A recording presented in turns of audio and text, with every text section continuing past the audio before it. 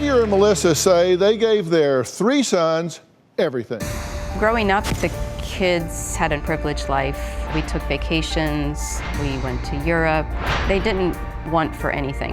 I think because I worked a lot and then Xavier and I were divorced, I did have a tendency to overcompensate and spoil the kids. Jonas and Tristan do drugs, to vape. You've stolen thousands of dollars which you bought drugs. Jonas will come in my face, he will push me, he will punch me. I am high, and I feel like getting more high now. Okay? Hey, stop it! He's broken doors, he's stolen cars, he's pawned stuff. I stole a lot of money, thousands. I think I've taken 2,000 something. That was my game addiction. Jonas and Tristan both lived with me until I forced Jonas into rehab. After rehab in 2015, I told Jonas that he had to go live with his father.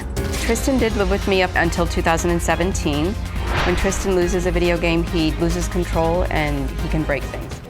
I lock myself in my room most of the time. I have one bed that I keep close to the door.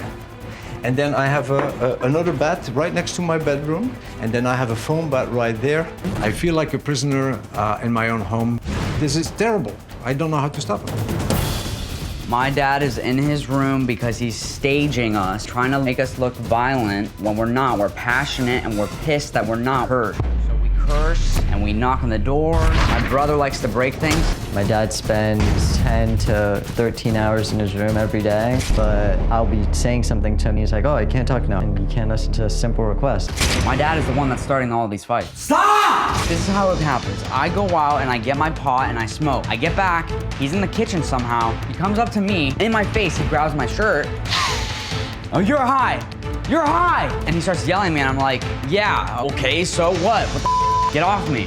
Why are you talking about drugs? Because you don't have it out of your system. His voice says, you did pot. And then after that, he'll run to my room and he'll take my weed that I rode like 20 miles for and that I smoke like 3 times a day, morning, afternoon, and night.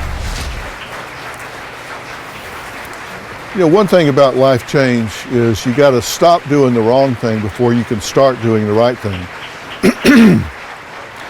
And oftentimes families get into they just get into a pattern where things that aren't healthy, they're not productive, just start to seem normal. And they get in a rut. And days turn into weeks, weeks turn into months, months turn into years, and they look back and say, we've been living in this sick fashion for so long that we don't even question it anymore. And I often say you have to shake it up to break it up. And that's what has to happen here. We got to shake up a family dynamic that is so dysfunctional that it's become a new normal. And to do that, you've got to take at least one piece of the puzzle off the table. And that changes the whole dynamic. And it's not that that's a target patient, it's not that that person's the problem. You just got to remove one ingredient and it changes the whole dynamic. But if you take that one person out and the others don't work along the way, then it comes back and everything starts flowing the same way it was before. So if one person goes off and gets help and the others don't work while they're gone, it's all for naught. So if you've got a family member that's going to go to a psychiatric facility or a rehab facility or go do serious therapeutic work, you've got to ask yourself, what can I do to change myself so when they come home, it's a very different situation than they left. It's always a family dynamic. It's never isolated.